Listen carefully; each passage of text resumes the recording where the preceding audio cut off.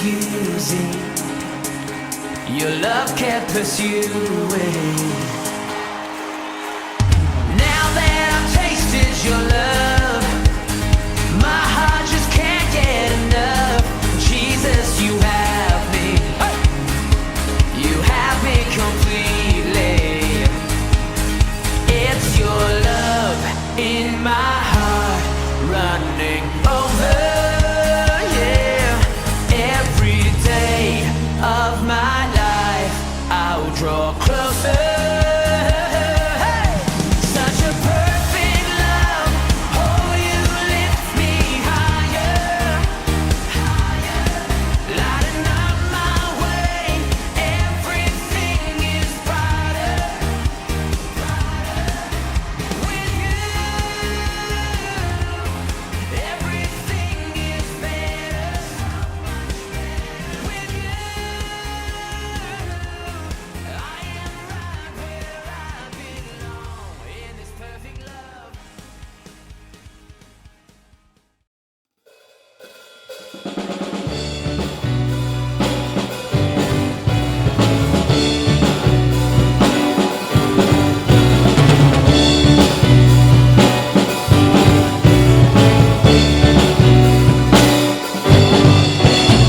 Terima sukacita surga, itulah kekuatan bagi jiwa.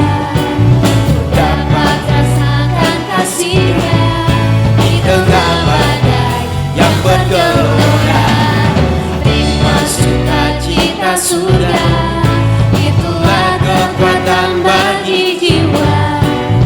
Dapat saksikan kuasa-Nya lakukan badai yang bergelora. Haleluya, Kau ada dalam hatiku, takkan patah semangatku, takkan hilang kekuatanku. Haleluya, Kau bersorak bagiku, sukacita surga nyata penuhiku.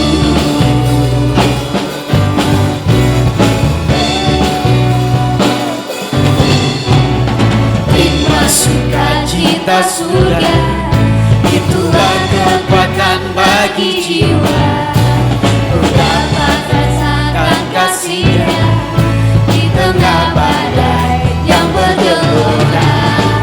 Terima sukacita surga, itulah kekuatan bagi jiwa. Kau dapat saksikan kuasa-Nya lakukan badai yang bergelora. Haleluya, Kau ada dalam hatiku, takkan patah semangatku, takkan hilang kekuatanku. Haleluya, Kau bersorak bagiku, cita surga nyata penuhiku. Haleluya, Kau ada dalam hatiku, takkan patah semangatku, takkan hilang kekuatanku. Haleluya, Kau bersorak bagiku, sukacita surga nyata penuhiku. Sukacita surga nyata penuhiku. Sukacita surga nyata penuhiku.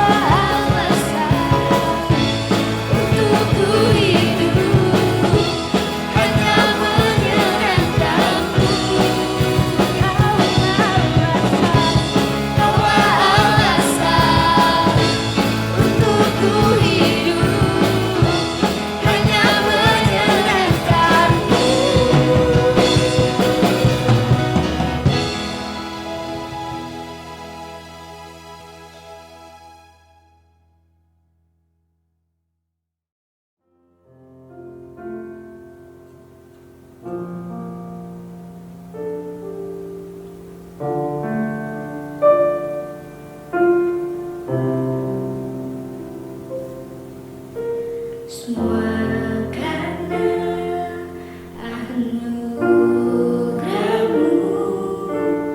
Hari ini ada, bukan karena kuatku, namun karena Rohmu.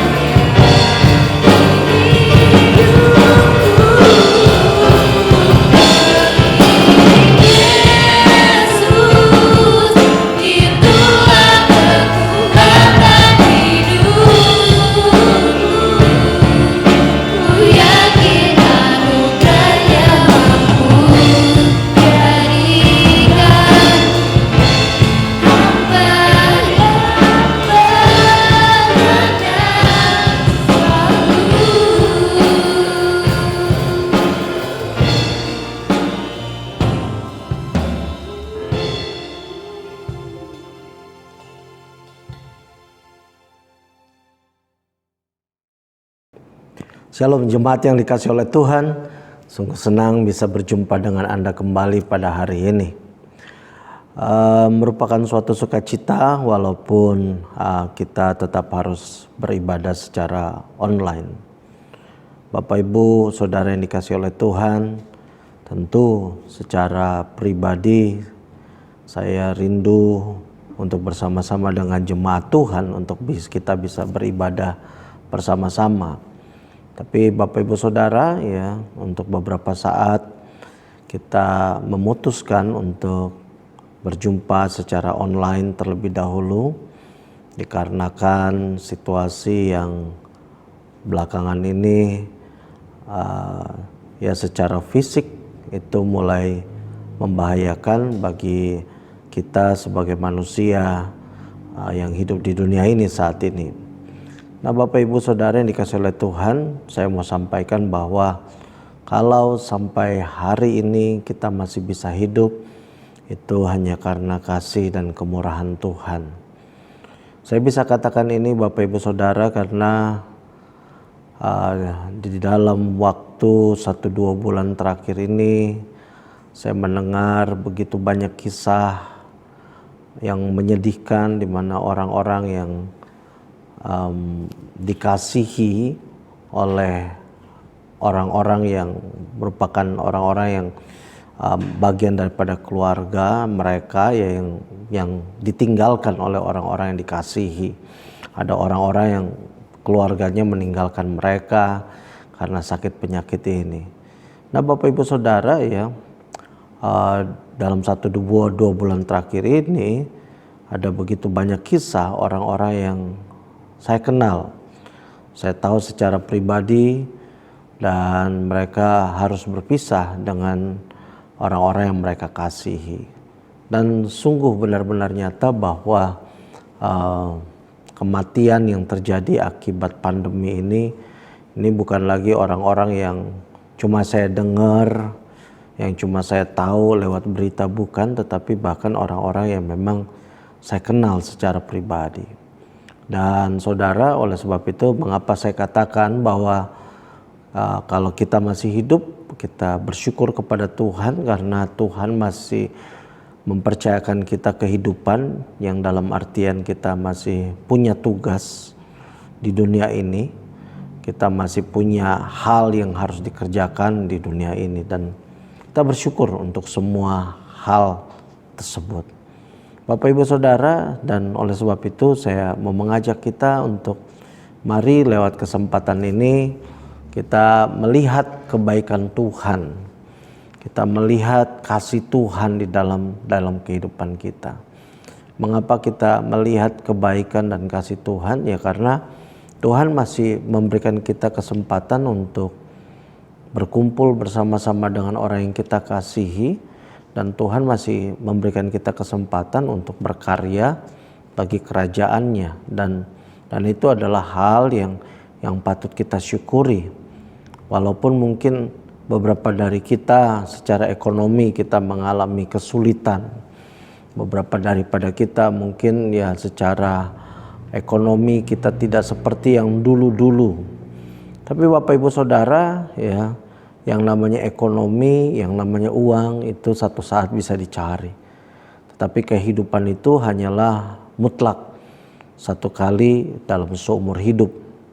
Dan itulah sebabnya kita mensyukuri kalau kita masih bisa menjumpai orang-orang yang kita kasihi di dalam kehidupan kita saat ini. Nah, saudara, minggu lalu kita belajar bersama-sama tentang memandang kepada salib Kristus. Kita belajar bersama-sama bahwa kesulitan, kesusahan itu dialami oleh semua orang ya sejak dunia dijadikan dan sejak dunia tersebut jatuh ke dalam dosa. Kita melihat bahwa baik orang percaya maupun orang tidak percaya mengalami masalah di dalam kehidupan mereka.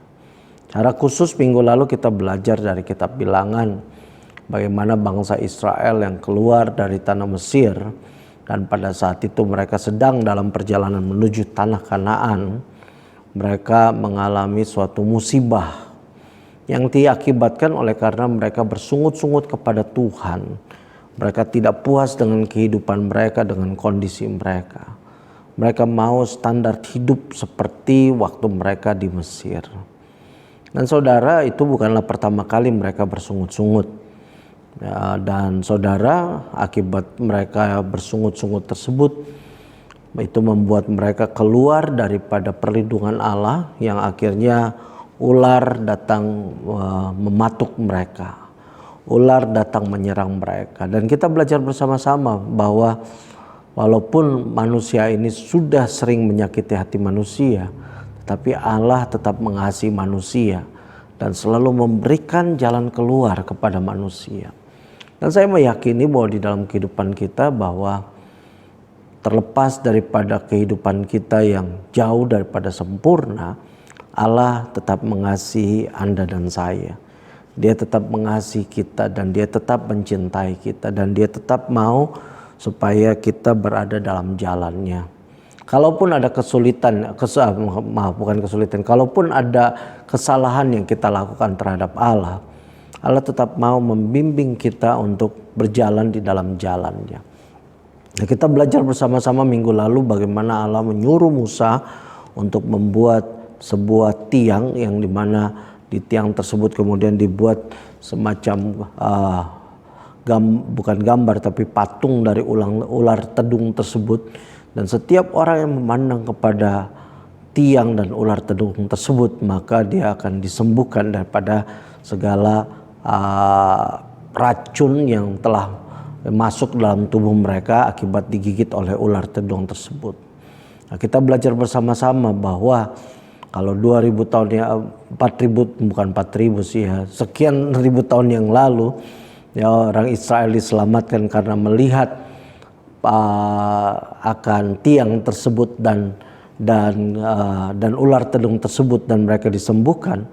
Dan kita belajar bahwa 2000 tahun yang lalu Yesus itu datang ke dunia untuk menyelamatkan bukan hanya manusia, bukan hanya penyakitnya saja yang disembuhkan, tetapi juga dosanya disembuhkan. Nah saudara, minggu ini kita akan kembali belajar firman Tuhan bersama-sama. Apa yang akan kita pelajari? Yang kita akan pelajari adalah sebagai berikut. Bahwa sesungguhnya kalau minggu lalu kita belajar bagaimana orang untuk bisa sembuh melihat tiang dan ular tedung tersebut, dan kemudian sekian ribu tahun kemudian Yesus datang bukan hanya menyembuhkan penyakit, tetapi setiap kali orang memandang kepada salib dan percaya bahwa Yesus disalibkan dan bangkit dari antara orang mati, maka mereka memperoleh keselamatan. Nah saudara, yang kita akan pelajari adalah seperti ini. Saya meyakini bahwa kita pasti akan melewati akan masa-masa sulit ini. Kita pasti, sekali lagi saya garis bawahi, kita pasti melewati akan pandemi ini, penyakit ini. Kita akan melewati masa-masa ekonomi sulit di dalam kehidupan kita, masa-masa di mana untuk kita traveling, pergi ke sana kemari menjadi sulit. Kita pasti akan melewati berbagai macam hal yang sulit ini di dalam kehidupan kita.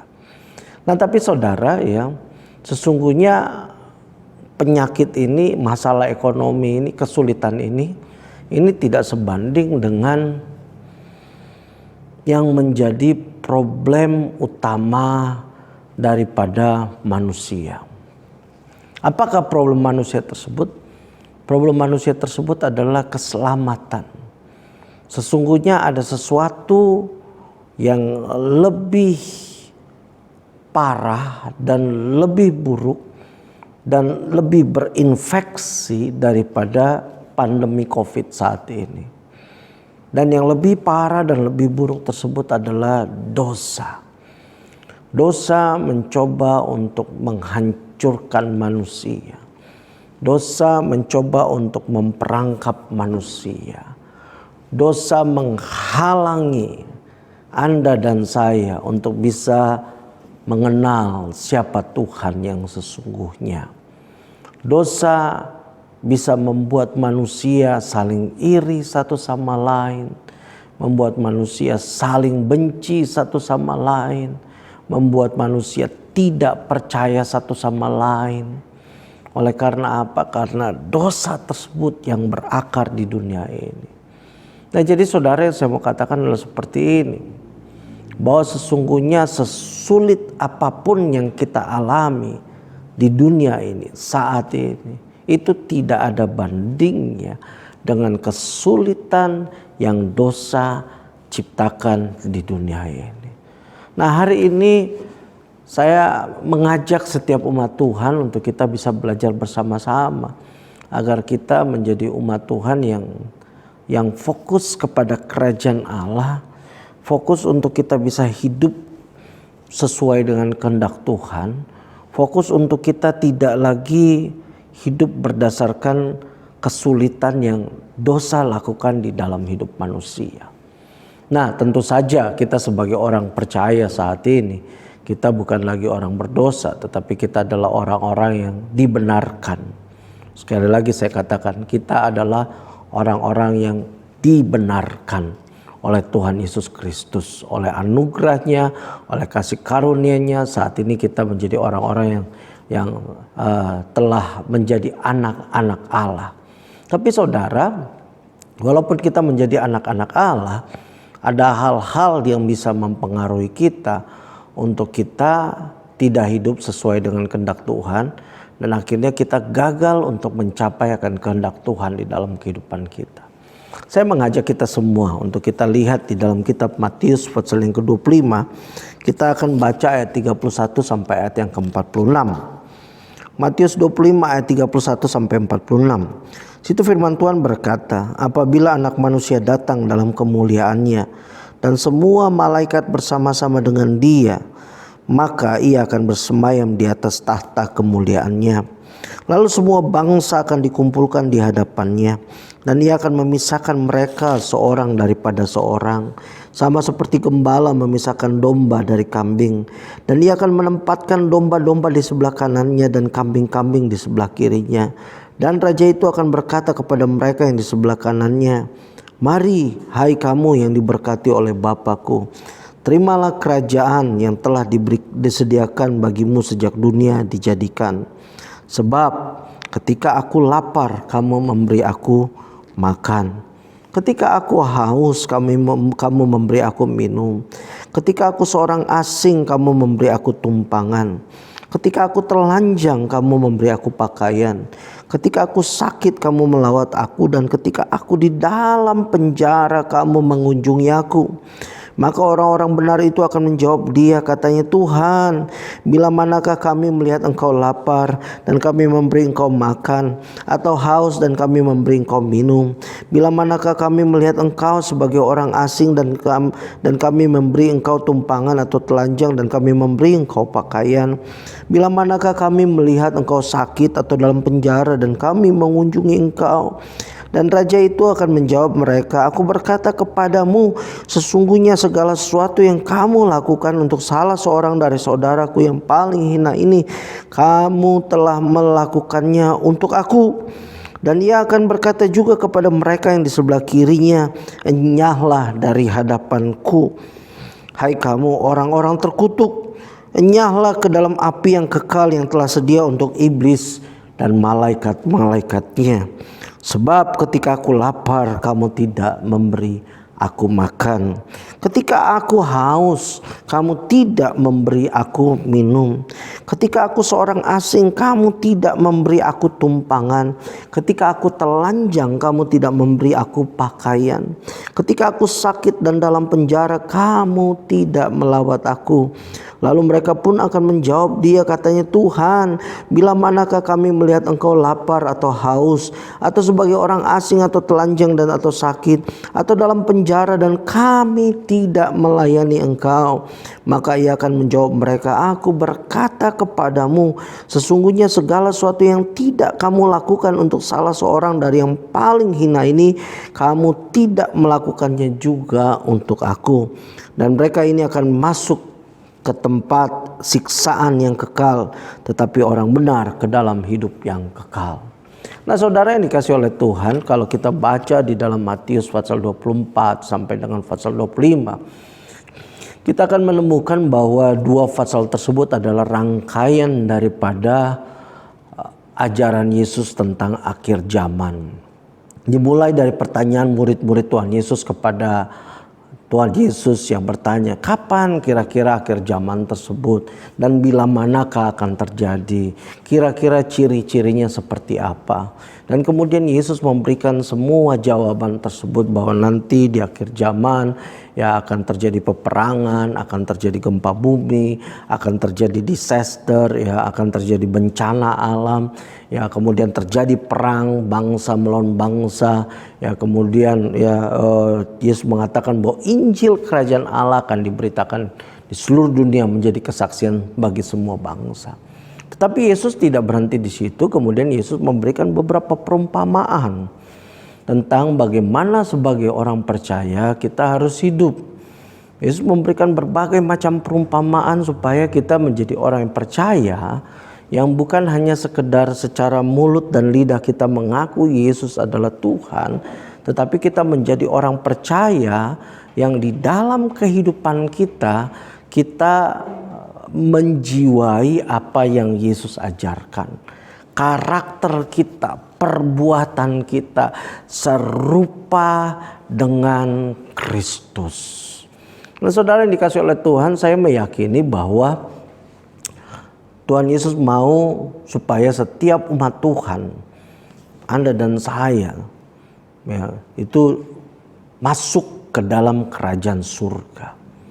Namun yang terjadi adalah saudara, ada orang-orang yang walaupun mereka sudah ke gereja, mereka sudah terima Tuhan, tetapi mereka tidak menghidupi seperti apa yang Yesus perintahkan. Nah saudara, saya tidak mau menghakimi siapa yang akan masuk ke dalam kerajaan surga dan siapa yang tidak masuk ke dalam kerajaan surga. Bagi saya sebagai seorang hamba Tuhan, saya cuma bisa mengajarkan ini loh yang firman Tuhan katakan, bahwa ada kriteria-kriteria tertentu yang Tuhan inginkan supaya termanifestasi dalam kehidupan kerohanian kita sebagai orang percaya. Saudara, Yesus itu tidak tertarik dengan orang-orang yang cuma mau ikut-ikutan. Oleh sebab itu setelah dia kasih makan 5.000 orang dan kemudian dia mengajarkan bahwa inilah tubuhku, makanlah dari tubuhku, banyak daripada 5.000 laki-laki ini, belum termasuk istri-istri, ibu-ibu dan anak-anak mereka yang akhirnya Kitab Yohanes mencatat mereka meninggalkan Yesus dan hanya tersisa 12 orang yang tetap setia kepada Yesus. Nah Yesus gak tertarik dengan orang banyak tersebut. Yang Yesus tertarik adalah orang-orang yang mau hidup sesuai dengan kehendaknya, sesuai dengan keinginannya. Nah saudara, oleh sebab itu dalam Matius 24 dan 25 ini, Yesus ini memberikan kriteria-kriteria tersebut lewat perumpamaan yang Yesus berikan. Yesus menasihatkan supaya kita berjaga-jaga. Yesus memberikan perumpamaan tentang hamba yang jahat dan hamba yang setia. Dan kemudian Yesus memberikan perumpamaan tentang gadis yang bijaksana dan gadis yang bodoh. Perumpamaan ini Yesus berikan agar pengikutnya itu hidup sesuai dengan ajaran dan aturan yang Yesus berikan. Termasuk dengan ayat yang barusan kita baca tadi. Bagaimana di akhir zaman Tuhan Yesus akan memisahkan. Ada dua kategori manusia. Yang satu kategori disebut sebagai kategori domba. Yang satu kategori disebut kategori daripada kambing.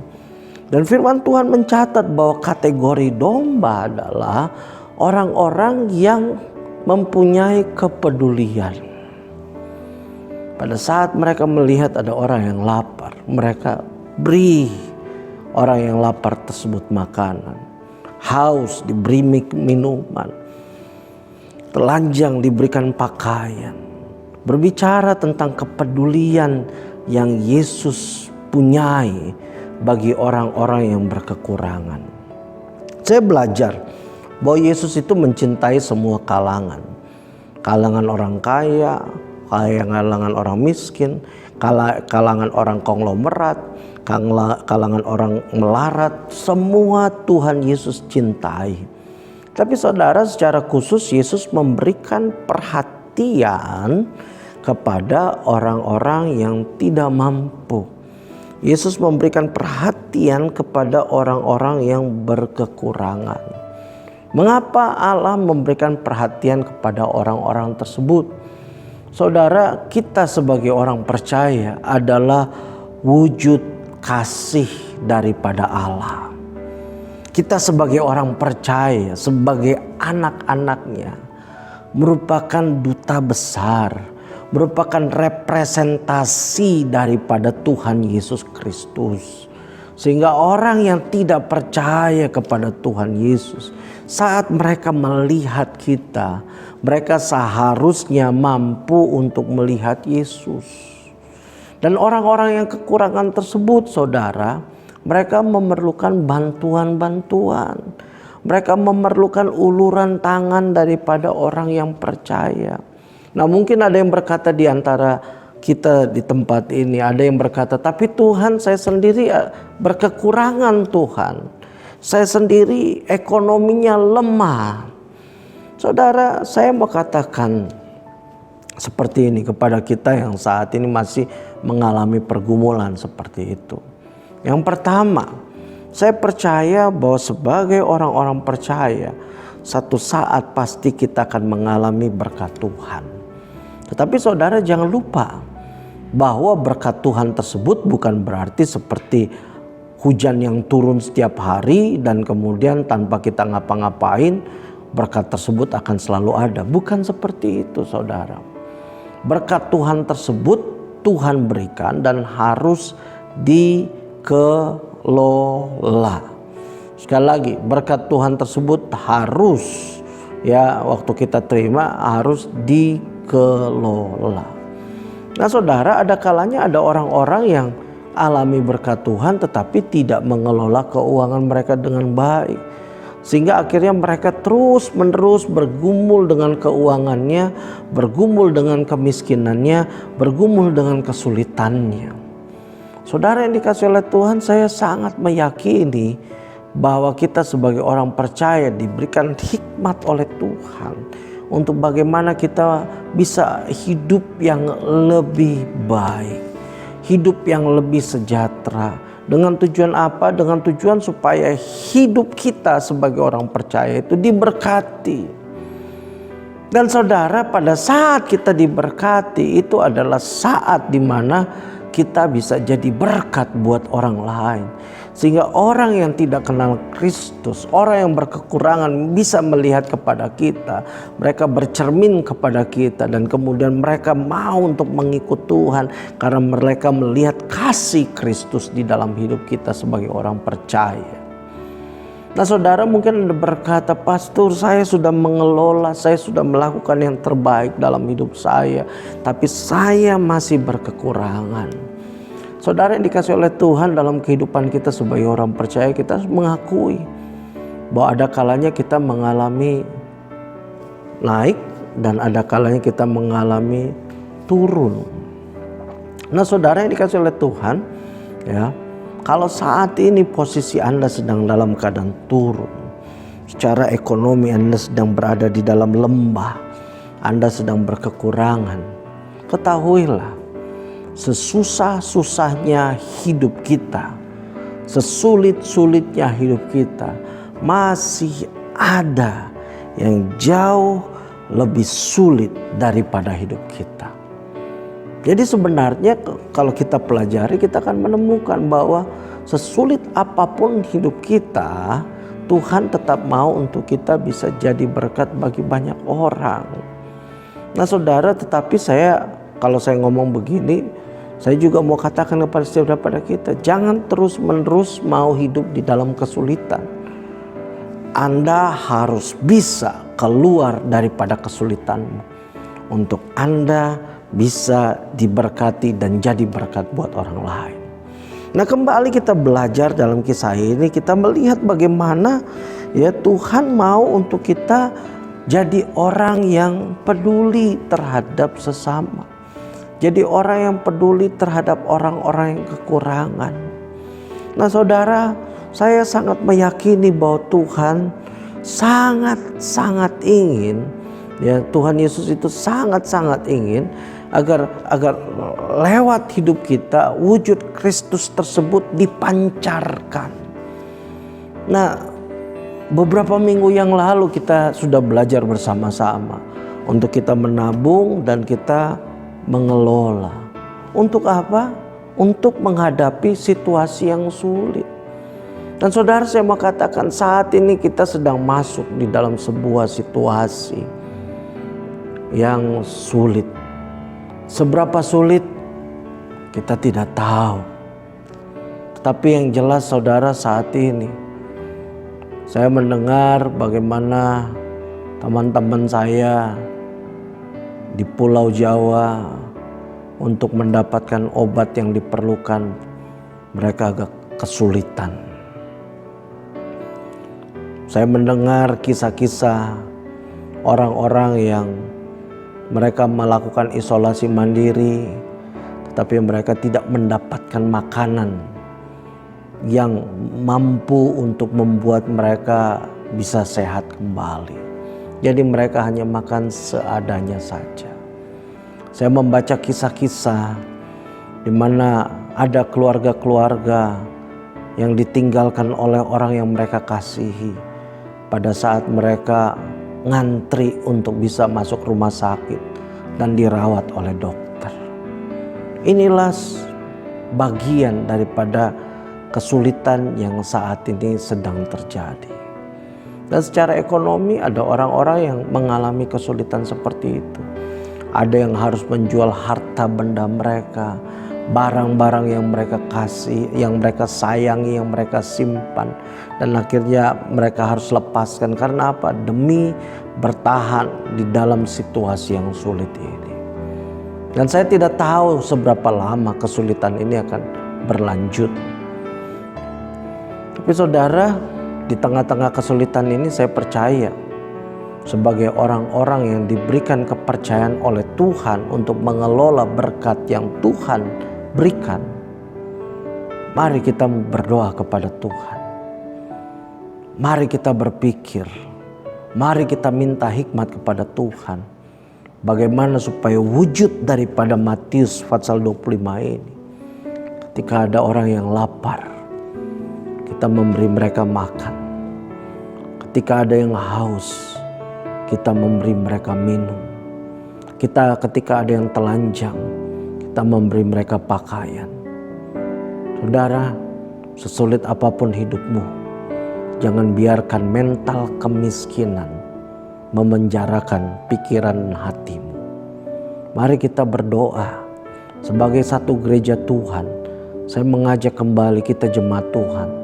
Mari kita berdoa, berpikir bahwa di luar sana saat ini dunia sedang membutuhkan wujud kasih Kristus. Dan saya mengajak jemaat Tuhan, mari kita jadi berkat kepada orang-orang yang berkekurangan. Mari kita berdoa bersama-sama. Tuhan Yesus, kami berterima kasih untuk semua kebaikan-Mu di dalam kehidupan kami. Berdoa biarlah firman-Mu dapat tertanam, berakar, bertumbuh serta berbuah dalam hidup kami. Saat ini Tuhan, kami berdoa agar kami jadi orang percaya yang hidup di dalam kriteria yang Kau berikan Tuhan. Kami bersyukur kami telah dibenarkan, tetapi kami tidak mau hidup di dalam dosa yang membuat kami tidak bisa memancarkan akan kasih Kristus. Tuhan, tolong kami agar hidup kami ini memancarkan akan kasih Kristus. Dan firman-Mu sudah mengajarkan kepada kami untuk memberi orang yang tidak mempunyai makanan, yang tidak mempunyai minuman, memberikan mereka minuman, yang haus diberikan minuman, yang telanjang diberikan pakaian. Tuhan, tolong kami agar kami bisa menjadi orang-orang yang terus mewujudkan kasih Kristus dimanapun kami berada.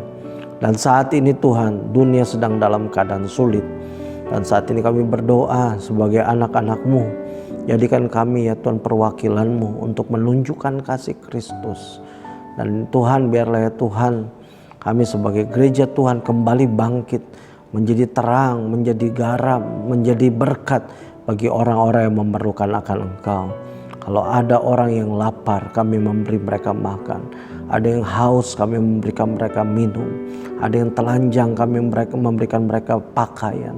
Biarlah kami terus mewujudkan kasih Kristus, sehingga orang bisa melihat Kristus lewat hidup kami. Terima kasih ya Tuhan, sekali lagi biarlah firman-Mu dapat tertanam, berakar, bertumbuh, serta berbuah dengan lebat. Dalam nama Yesus kami telah berdoa dan mengucap syukur. Amin. Amin. Tuhan Yesus memberkati. Sampai jumpa di waktu yang akan datang.